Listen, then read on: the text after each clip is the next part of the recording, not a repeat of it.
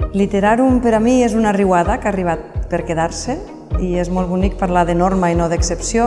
És un festival que dignifica les Terres de l'Ebre i el conjunt dels països catalans a través de la literatura i de la paraula. Com definiria Literarum?